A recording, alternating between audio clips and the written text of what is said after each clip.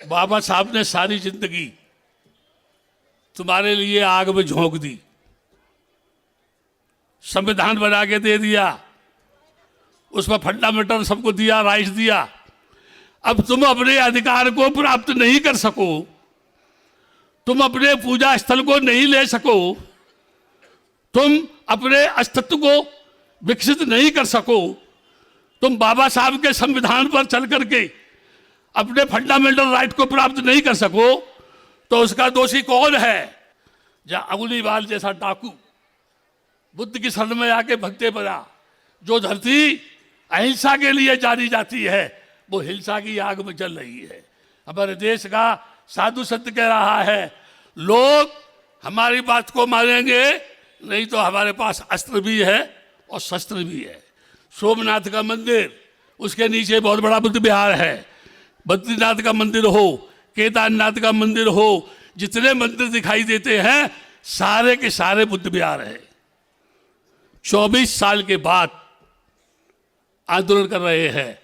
मेरे पास शुरू से लेके अब तक रिकॉर्ड पूरा, इतनी फाइल होंगी मेरे पास। प्रधानमंत्री ने क्या कहा, राबड़ी ने क्या लिखा, इंद्रगुप्त ने क्या लिखा, पार्लियामेंट में क्या हुआ, बब्बड़ी चतुर्वेदी जो पीएमओ हाउस का मिनिस्टर था उसने कौन सा लेटर लिखा, देवगौड़ा ने क्या बोला, इंद्र कुमार गुजराल ने क्या बोला, सोनिया गांधी ने क्या बोला, उन सारे लोगों ने इस महाबोधि विहार को बौद्धों के हाथ में देने के लिए बात कही। ये सोए हुए हैं। अब जब से बाबा साहब ने संविधान बना के दिया ना, जब से सो रहे हैं, जागे ही नहीं है। अगर ये जागे हुए होते ना तो हम जैसे पागलों को आंदोलन चलाने की क्या आवश्यकता थी? क्यों? अरे अब तो होश में आ जाओ, अब तो जाग जाओ, ताली मत बजाओ, मेरे मुंह को बजाओ। अभी मेरे सामने एक समस्या उत्पन्न हो गई। एक तरफ ये रखा है बाजा, नहीं मैं बता रहा आपको, अगर ये सुनना है तो आप सुनो, मुझे कोई ऐतराज नहीं है। क्योंकि यदि मैं बोलता और आप सुनेंगे तो फिर ये गाली देंगे मेरे को। बता रहा मैं, मुंह से नहीं बोलेंगे तो अंदर से कहेंगे ये आ गया, अब पता नहीं कितनी देर बोलेगा ये जो है। कोई परेशानी तो नहीं है आपको? अगर कोई हो तो बता दो मुझे, मैं आपकी फेवर में बैठ जाऊंगा। मैं आपको एक बहुत महत्वपूर्ण सूचना दे रहा हूं।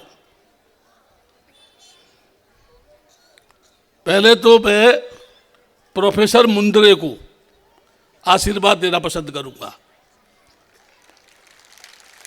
देव पारे, उनकी भी भूमिका बहुत अच्छी है।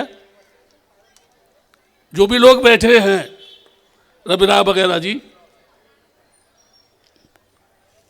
मुंदरे ने 2 शब्द कहे, हमारा कोई भी आदमी ऐसा नहीं है जो पार्लियामेंट में क्वेश्चन पुट अप करे इस बुद्ध के इशू को लेके।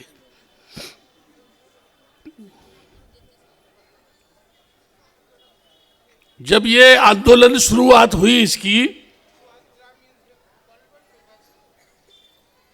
तो उस समय पर जब डी संरक्षण भद्दे ने एक पंडित को पीटा महाबोधि टेम्पल में, जो ये कह रहा था आओ आओ ये भगवान विष्णु के 2 पैर हैं, इनके दर्शन करो, उसने उसको पीटा। क्योंकि ये विष्णु के पैर नहीं है। आप बुद्ध के मंदिर में बैठ करके विष्णु के गीत गा रहे हैं। अरे बुद्ध का नाम लेकर के बात करो, जो पैसा आता है उसे आप ले जाओ। उस समय पर राजबाला वर्मा जो थी वो आगे डीएम थी। ये आपके समझने की बात है सबकी। उस समय उसने एक आदेश दिया, नागपुरिया बौद्ध कैन नॉट एंटर इन बोध गया। यानी नागपुर के जो लोग हैं ना, उन पर बुद्ध के आगे जाने पर प्रतिबंध लगा दिया। ये आते हैं, झगड़ा करते हैं। इनकी पहचान करो, इनको आने मत दो। वहां से इस आंदोलन की शुरुआत हुई। मैंने कहा ससाई से और भद्दे लोगों से, ये बहुत बड़े अपमान की बात है। अब आप सोचेंगे क्यों? बाबा साहब ने बौद्ध धर्म स्वीकार कहा किया? नागपुर की दीक्षा भूमि पर, और प्रतिबंध कृपया लगाया महाराष्ट्र के लोगों पर। उस समय मुझको नींद नहीं आई कई दिन तक, बहुत परेशान हो गया मैं सोचा भद्दे लोग जितने भी हैं मेरे देश के,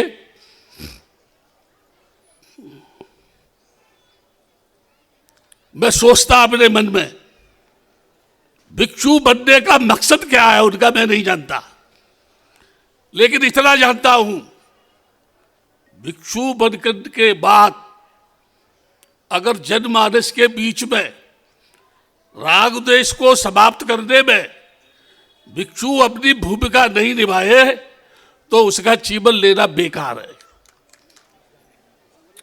मैंने भिक्षुओं का एक अनुसंधान किया है, मुद्रे साहब, देव पहाड़े जी, सबको सुना रहा हूं मैं आपको। महार भत्ते महारों में जाता है, यादव भत्ते यादवों में जाता है, चमार भत्ते चमारों में जाता है, काछी भत्ते काछियों में जाता है।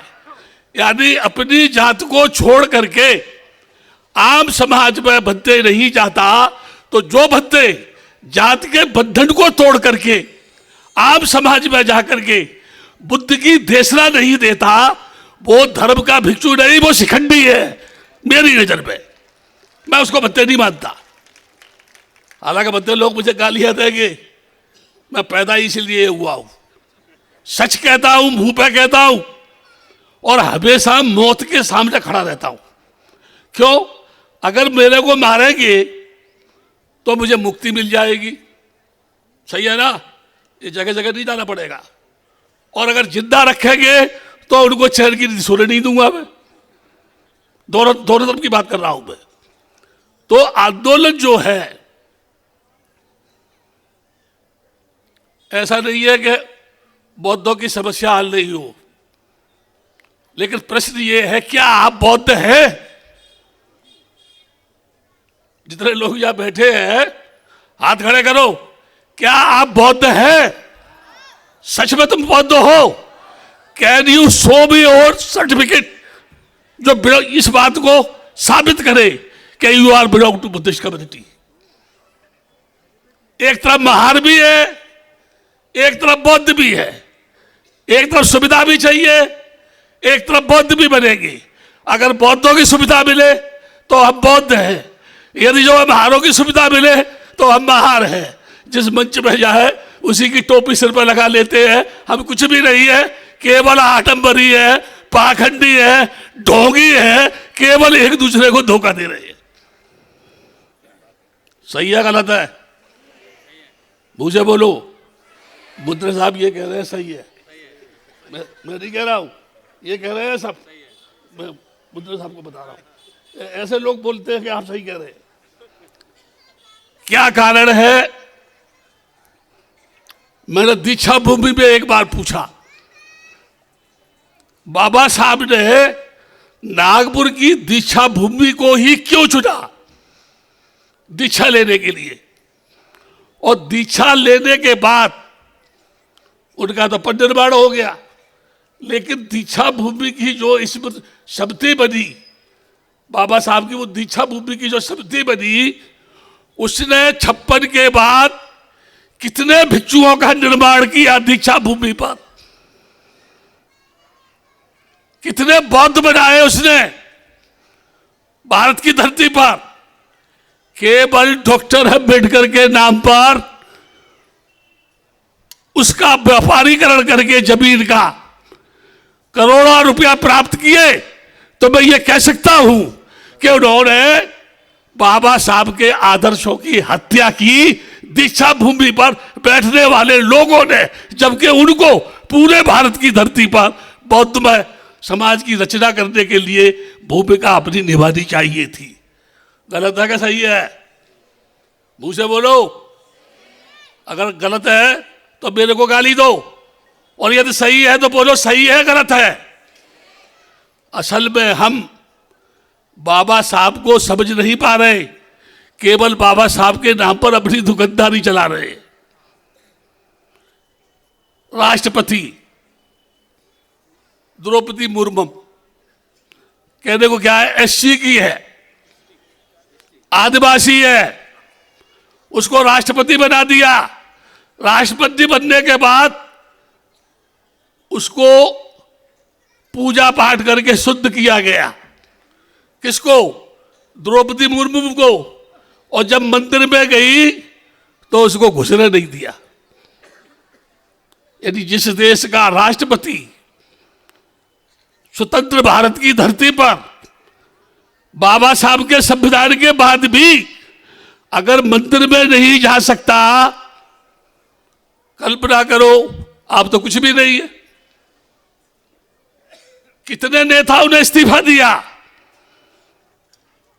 वो उसमें शेड्यूल कास्ट के नाम पर जो चुन के आते हैं, क्या उनमें से किसी ने इस्तीफा दिया? या द्रौपदी मुर्मू ने अंतरराष्ट्रीय स्तर पर बुला करके इस बात की घोषणा की कि मेरे साथ जातिगत भावना का यहां व्यवहार किया जा रहा है, जबकि मैं देश की राष्ट्रपति हूं। यह देश बुद्ध के दर्शन को समाप्त करना चाहता है। बाबा साहब ने जिस बुद्धिज्म की स्थापना की भारत की धरती पर, इस देश का बामनवाद बुद्ध के दर्शन को समाप्त करना चाहता है।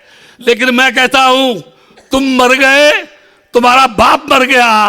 वो बड़े बड़े शंकराचार्य जो ये कहते थे कि हम बुद्ध के दर्शन को मिटा देंगे, जमीन खोदो बुद्ध निकलता है, कहीं भी शंकर राम रहीम नहीं निकलता है। ये भूमि बुद्ध की भूमि है, लेकिन यहाँ का बौद्ध मरा हुआ है। और जिस समाज को, मरे हुए समाज को जिंदा करने के लिए बाबा साहब ने बौद्ध धर्म स्वीकार किया कि आप ही असली बौद्ध हैं। उसके बाद भी नागवंशी लोग अपने आप को ये नहीं समझ पाए कि हम सब बौद्ध हैं। इसमें किसका दोष है? बोलो। पहली बार 1995 में पहली बार 4 ईमानदारी के बौद्ध उसमें मेंबर बने, मैनेजमेंट कमेटी में। पहली बार बुद्ध सेक्रेटरी बना उस मंत्री की कमेटी में। वो 4 बौद्ध कौन थे बता दूं मैं आपको। एक ससाई भंते, एक आनंद देव भंते, एक भंते ज्ञानेश्वर जी, चंद्रमणि के शिष्य बाबा साहब के गुरु भाई, वो भी मेंबर थे उसमें। केवल मैं उस समिति में झगड़ा करता था। और आपको जानकर आश्चर्य होगा, कमेटी में मेंबर रहने के बाद भी मैंने उस कमेटी के खिलाफ आंदोलन किया, कभी भी उसको बंद नहीं किया। और ये कहा अंदर से भी बाहर से भी आंदोलन करूंगा, और जब तक करूंगा कि जब तक ये पूरा टेम्पल का टेम्पल बौद्धों के हाथ में नहीं आता, मैं चैन से बैठूंगा नहीं। अब मैं एक बात बताता हूं आपको, सोचना दिमाग से, मेरा कोई द्वेष नहीं है आपसे। मैं इस आंदोलन की भूमिका में 1992 में जब ये समिति बनी थी, चैत्यभूमि से लेकर के बोध गया तक एक यात्रा निकली थी। उस समय पर मैं प्रकाश राव अंबेडकर से जाके मिला दिल्ली में, ससाई मेरे साथ था। मैंने कहा प्रकाश राव से, प्रकाश जी मैं बुद्ध के आंदोलन को लेकर के देश में बगावत कर रहा हूं, क्रांति लाना मेरा काम है, नेतृत्व आप करो।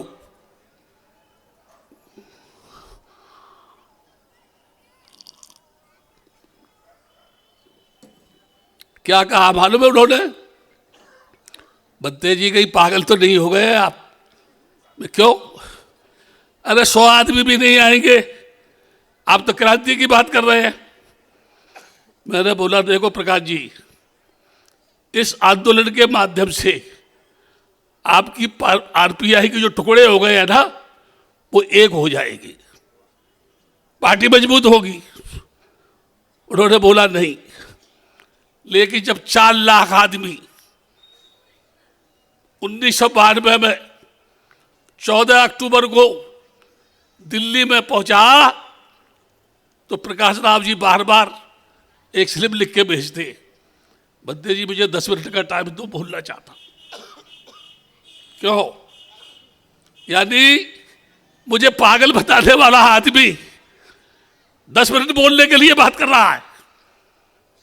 मैं आपसे कह रहा हूं, अभी भी धरना दे रहे हैं, कहा बुद्ध गया में। सेक्रेटरी जो बुद्धिस्ट बना,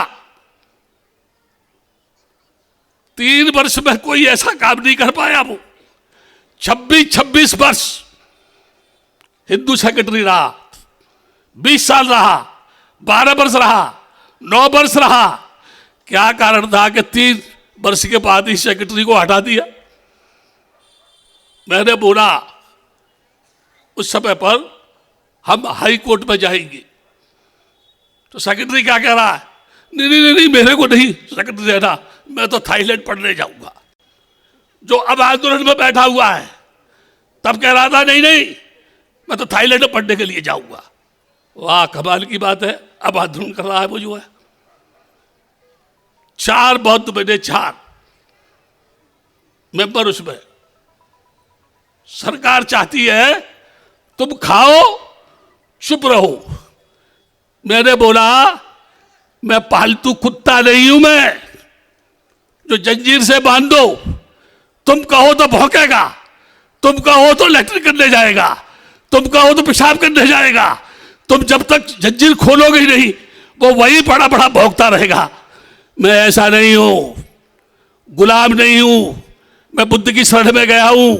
डॉक्टर अंबेडकर एक अकेला पूरे देश को हिला सकता है। वो डॉक्टर अंबेडकर की विचारधारा को जो जान ले, वो पूरे देश को एक कोने से दूसरे कोने तक रौंद डालेगा, कोई उसके सामने खड़ा भी नहीं होगा। ये थी बाबा साहब की ताकत। एक्ट में क्या है? देखो, मैं देवगौड़ा से मिला, मैं इंद्र कुमार गुजराल से मिला, मैं सोनिया गांधी से मिला, कम्युनिस्ट पार्टी के नेताओं से मिला, समाजवादी पार्टी के नेताओं से मिला, कांग्रेस के लोगों से मिला। कोई भी राजनीति दल मैंने छोड़ा नहीं जिसको मेमोरेंडम नहीं दिया हो, इस बात के लिए कि बौद्धों की समस्या का समाधान होना चाहिए। लेकिन होता क्यों नहीं है? There are no Buddhist in India. अंतरराष्ट्रीय ये जो लॉ है, दलाई लामा कहता है Hindu and Buddhist both are equal, both are Hindu. Dalai Lama कह रहा है, एक भी बंदे उसका विरोध नहीं कर रहा है। एक्ट में है, एक्ट में प्रावधान है, जूते चप्पल पहन करके महाबोधि मंदिर में नहीं जा सकता कोई आदमी। लाभा लोग आज भी जाते हैं। मैंने 4 बोरा भरवा करके जूते चप्पल कमेटी में मंगा लिए और कहा कि तुम इसका पालन क्यों नहीं करते हो? गोली चली बुद्ध गया में, मेरा पुतला फूंका गया, है ना? किसके लिए? ये आप क्यों रोक रहे हैं? आज वही लामा उस सेक्रेटरी के साथ आंदोलन कर रहे हैं। क्या उनकी करनी कथनी एक है? क्या सारे देश के लामा एक है? क्या देश की सभी संस्था एक है? धर्म के नाम पर जितनी संस्था है वो एक है, राजनीति में जितनी पार्टियां वो एक है, समाज में जातिगत भावना से जो संस्थाएं बनी है वो एक है, सैकड़ों टुकड़े हो गए उसके। एक टुकड़ा दूसरे टुकड़े की बात नहीं मानता है। बात वही आती है कि आप बौद्ध है, बाबा साहब ने बौद्ध धर्म स्वीकार किया, हमारे देश के लोगों को क्या चाहिए था? वह बौद्धों का राजनीति का नेतृत्व करते। मित्र साहब कह रहा हूं मैं, अब जो भी लोग बौद्ध है, बौद्ध बनेंगे, बौद्ध बनना चाहते हैं, उनका नेतृत्व करने के लिए एक बौद्ध लीडर चाहिए। वो है नहीं। और जातिगत स्तर पर आप देखें, क्या राष्ट्रीय स्तर पर अनुसूचित जाति का कोई नेता है? राष्ट्रीय स्तर पर जो ये कहे कि मैं शेड्यूल कास्ट के लोगों का नेता हूं, एक भी नहीं है। दूसरों की गोद में बैठ के उनके तलबे चाटने का काम कर रहे हैं। वो स्वतंत्र नहीं है। जब वो खुद स्वतंत्र नहीं है तो आपको क्या आजादी देंगे? क्यों देंगे? क्या नहीं देंगे ना। अभी ये कुंभ का मेला लगा हुआ है, ये हर्षवर्धन ने शुरू किया। पहली बुद्ध की प्रतिमा कहां बनी? मथुरा में बनी।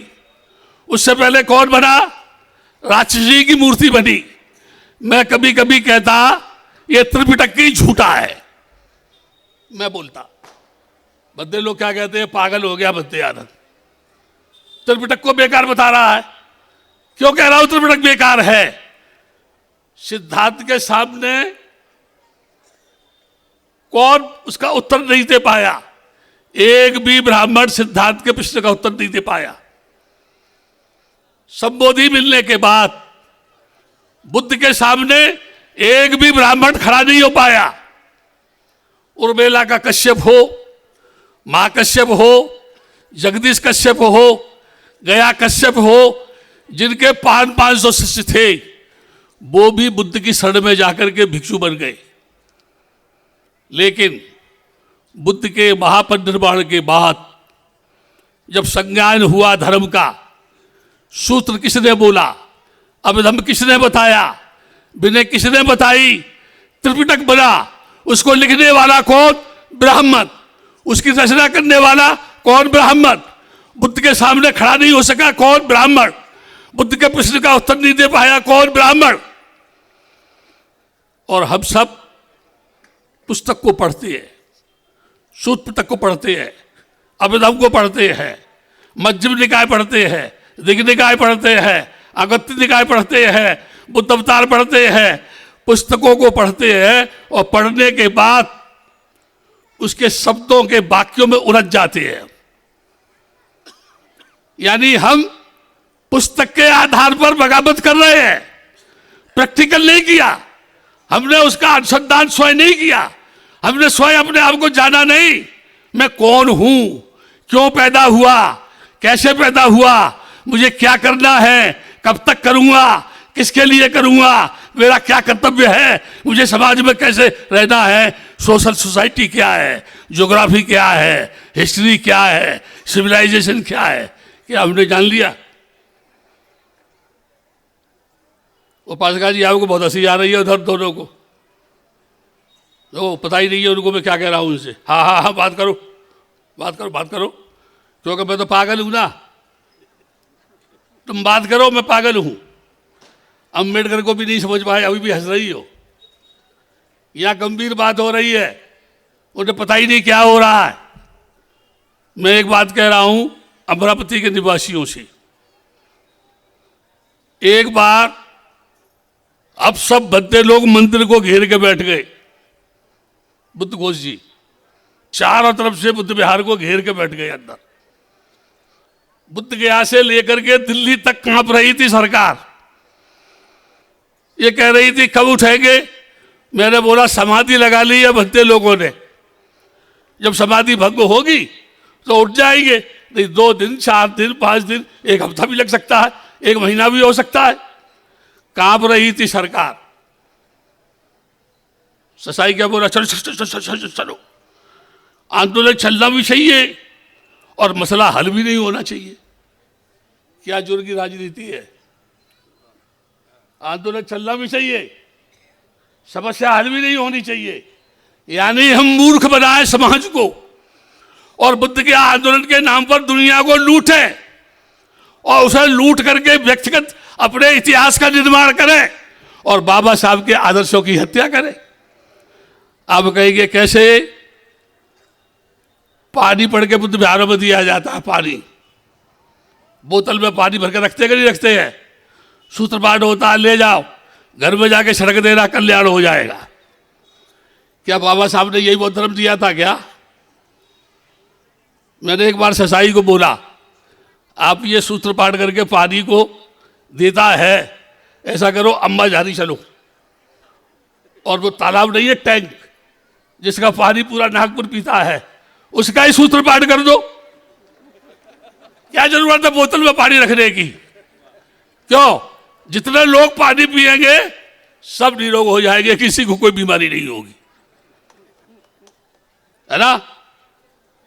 उसने बाबा साहब के मिशन को धोखा दिया। वो कहता था जय भीम, मैं सोचता था, लोगों से कहता था, मैं कहता था ससाई जय भीम का कफन ओढ़े है, ससाई जय भीम को खाता है, ससाई जय भीम को ओढ़ता है, ससाई जय भीम पर चलता है, ससाई के खून में जय भीम है, ससाई स्वयंभू जय भीम है।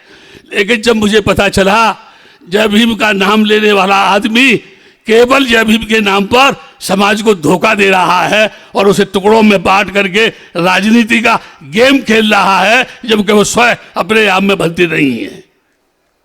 मैं 20 साल तक उसके साथ रहा। वो हिंदी भी नहीं जानता था। उसकी कहानी सुनाऊंगा मैं आपको, आप हंसाएंगे मेरी बात को सुन के। एक बार देवगौड़ा के पास गए हम, वो मॉरिशस जा रहा था हिंदी के सम्मेलन में। वो जाके पहुंचे, देवगौड़ा आया, हवाई जहाज से आया, जहाज को रुकवाया, मेमोरेंडम लिया, हिंदी नहीं जानता था, कम जानता था। बोला I will see and I will discuss with the chief minister of Bihar and I will see what is the law and what can I do, आपके लिए मैं क्या कर सकता हूं। और मेमोरेंडम लेकर के वो चला गया।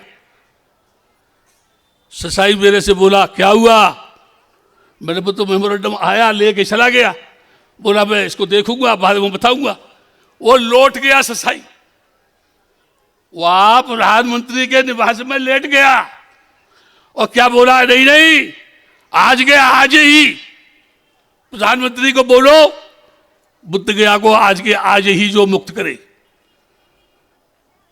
सोचो, प्रधानमंत्री के निवास में लेटना, अनुशासन को भंग करना, अपनी मौत को निमंत्रण देना है कि नहीं है? प्रधानमंत्री के निवास में मैं बोला बद्दे जी उड़ जाओ। नहीं नहीं, आज ही चाहिए मुझे बुद्ध विहार। वो वहाँ के सुरक्षा प्रहरी मेरे से बोले ये क्या कर रहा है? मैंने बोला अगर मैंने इनको बोल दिया कि ये ऐसे कह रहा है, अभी इस विसिल बचेगी, तमाम प्रहरी आएंगे, इसको उठा के बाहर फेंक देंगे, तो बेइज्जती होगी कि नहीं होगी बद्दे लोगों की? मैंने उनसे बोला कि नहीं, ये जमीन पर लेट करके फिजिकल वाइब्रेशन को प्रधानमंत्री हाउस में पहुंचा रहा है कि प्रधानमंत्री निवास में सभी सुखी रहे, सभी का कल्याण हो। सब उसके सामने हाथ जोड़ के खड़े हो गए। मैंने कहा चलो जल्दी निकलो यहां से, 2 मिनट भी ज्यादा हुई तो आप भी पहचान में नहीं आएंगे और मैं भी पहचान में नहीं आऊंगा। ऐसा आदमी क्या बुद्ध के कल्चर को समझेगा? क्या देश की संस्कृति को जानता है? इस देश में कौन सी संस्कृति है? इस देश का लॉ क्या कहता है? क्या वो जानता है? आज वहां बैठा हुआ है नागपुर में, और लोग मुझे बुलाते तो क्या कहता? नहीं नहीं नहीं, उसको मत बुलाना यहां पर। मैं कुछ तोप हूं क्या? बम का गोला हूं क्या? फट जाऊंगा क्या? डर है उसको। और जो कायर होता है ना, कायर बुज़दिल जो होता है ना, वो मौत से घबराता है। मौत को वही गले लगा सकता है जिसने मौत का साक्षात्कार कर लिया हो। जन्म के बाद मौत निश्चित है, इसलिए लड़ो, अंतिम संघर्ष करो, अंतिम सांस तक संघर्ष करो, निश्चित रूप से आपको सफलता मिलेगी। मैं यहाँ पर इसी धरती पर रासू कबीर रहते थे। उनका 30-35 वर्ष से मेरा उनका संबंध था। एक बार उनके यहाँ गया जब वो राज्यपाल थे, उन्होंने पूरा अपना राजभवन मुझे दिखाया। उन्होंने कहा, भद्दे जी आप राबड़ी से जाके मिलो, वो जो है आपसे की बात करेगी, आपकी बात सुनेगी।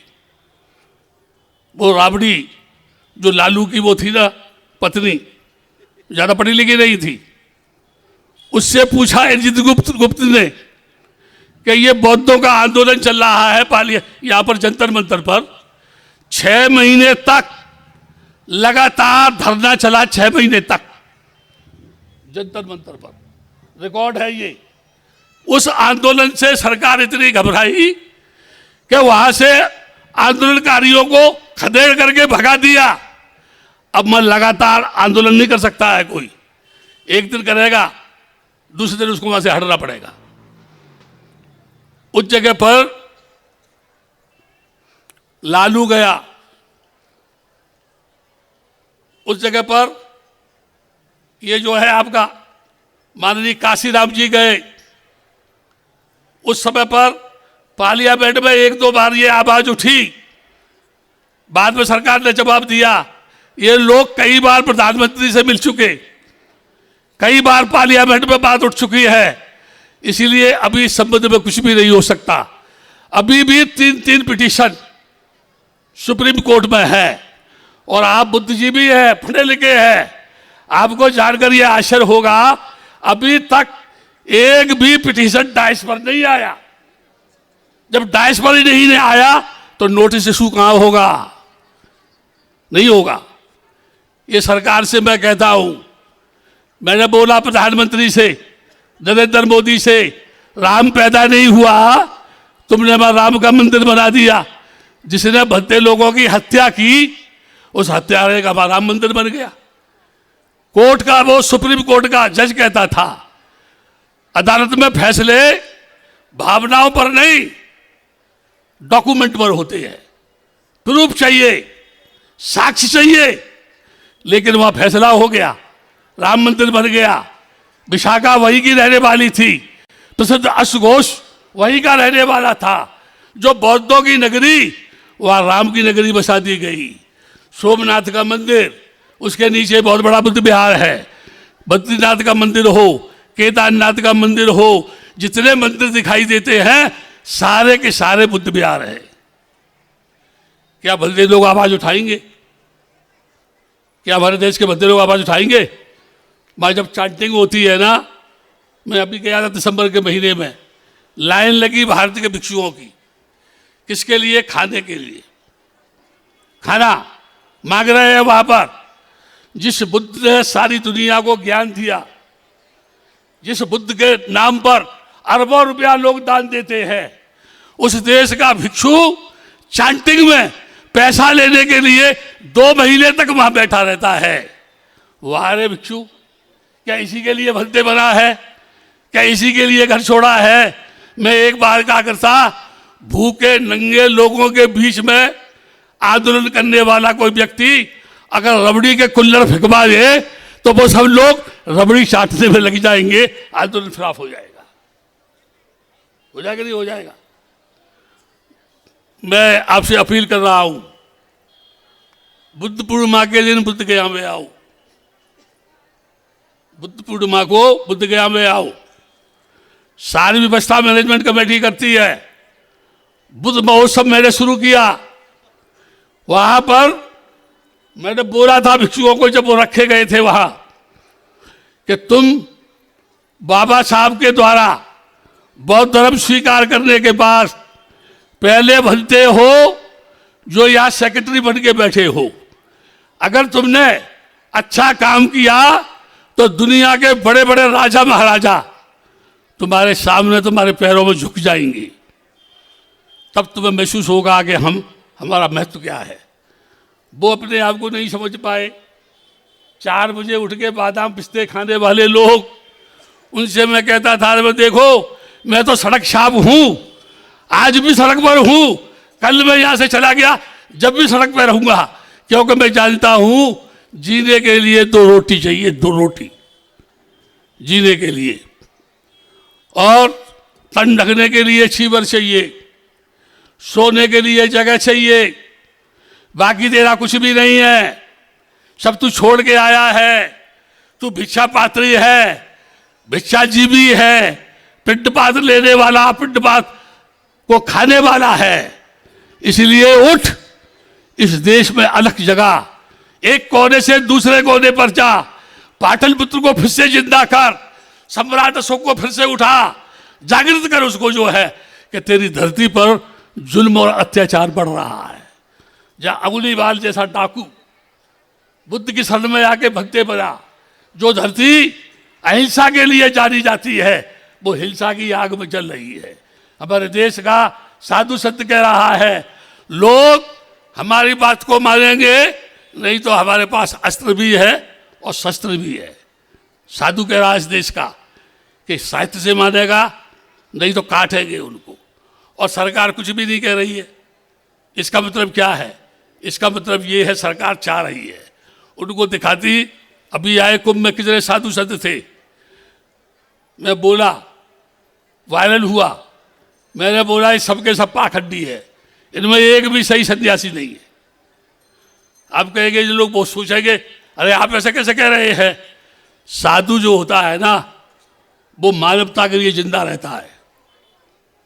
साधु जो है जानता है कि एक दिन मरना है। बाबा साहब ने सारी जिंदगी तुम्हारे लिए आग में झोंक दी, संविधान बना के दे दिया, उसमें फंडामेंटल सबको दिया, राइट्स दिया।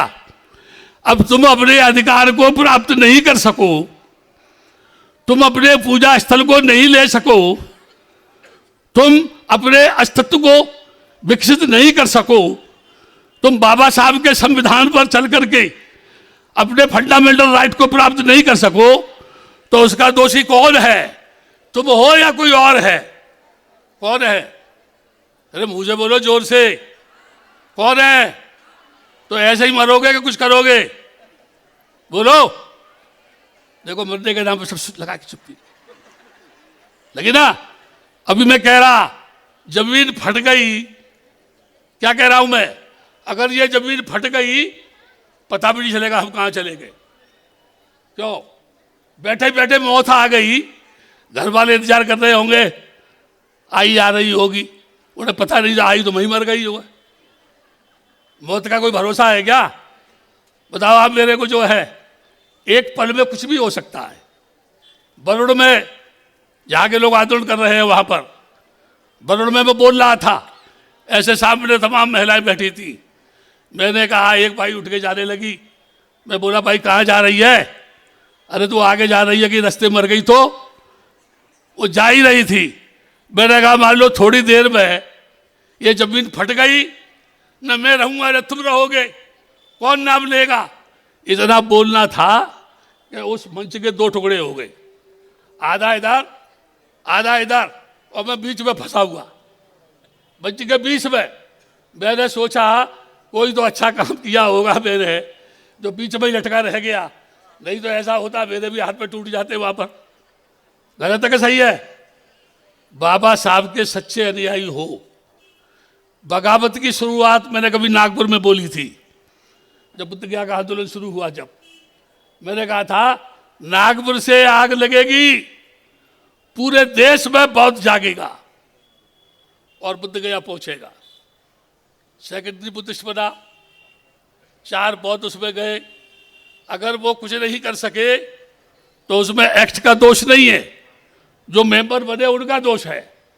वो कुछ नहीं कर सके, केवल मलाई चाटने में ही बैठे रहे, वो इसके लिए नहीं है। इसलिए अब मैं बोल रहा हूं, अब बगावत की ये चिनगारी सुलगेगी तो अमरावती से सुलगेगी। लिख लो मेरी बात को, अमरावती से सुलगेगी। बगावत मैं करूंगा, क्रांति मैं करूंगा, धरना मैं दूंगा, देश में मैं जाऊंगा, मौत मुझको आएगी। आप केवल खड़े रहना, और मंच पर जो बैठे हुए लोग हैं उनमें से कोई जागे, नेतृत्व करे बौद्धों का, निश्चित तौर से बुद्धिस्ट मैरिज एक्ट भी बनेगा, बुद्धिस्ट का फंडामेंटल राइट भी बनेगा और बौद्ध समाज का निर्माण भी होगा। हमको विश्वास करना है। अंत में मैं आपसे कहूँगा, कोई भी आपसे आंदोलन की बात करे तो उससे ये पूछना कि आप वहाँ सेक्रेटरी रहे तो आपने क्या किया, आप 3 वर्ष सेक्रेटरी रहे तो आपने क्या किया, और लोगों ने क्या किया, अभी क्या आवश्यकता है। 2001 में जो मैं जूते चप्पल की बात कर रहा था, 2001 में उस समय क्रांति आई, लोगों ने जब मेरे पुतले फूके, गोलियां चली, मुझे मारने के लिए कोशिश की, मैं जिंदा हूं। और अब 24 वर्ष के बाद वह व्यक्ति जो उसको संभाल नहीं सका सेक्रेटरी बन करके आज आंदोलन की बात कर रहा है बेईमान के नहीं? बोलो, वो अपने पद पर रह के कुछ नहीं कर सका, बेईमान है कि नहीं है? मुंह से बोलो, जोर से। अब दोबारा आए तो पूछना उससे कि तूने क्या किया। 24 साल के बाद आंदोलन कर रहे हैं। मेरे पास शुरू से लेके अब तक रिकॉर्ड पूरा, इतनी फाइल होंगी मेरे पास। प्रधानमंत्री ने क्या कहा, राबड़ी ने क्या लिखा, इंद्रगुप्त ने क्या लिखा, पार्लियामेंट में क्या हुआ, बब्बड़ी चतुर्वेदी जो पीएमओ हाउस का मिनिस्टर था उसने कौन सा लेटर लिखा, देवगौड़ा ने क्या बोला, इंद्र कुमार गुजराल ने क्या बोला, सोनिया गांधी ने क्या बोला, उन सारे लोगों ने इस महाबोधि विहार को बौद्धों के हाथ में देने के लिए बात कही।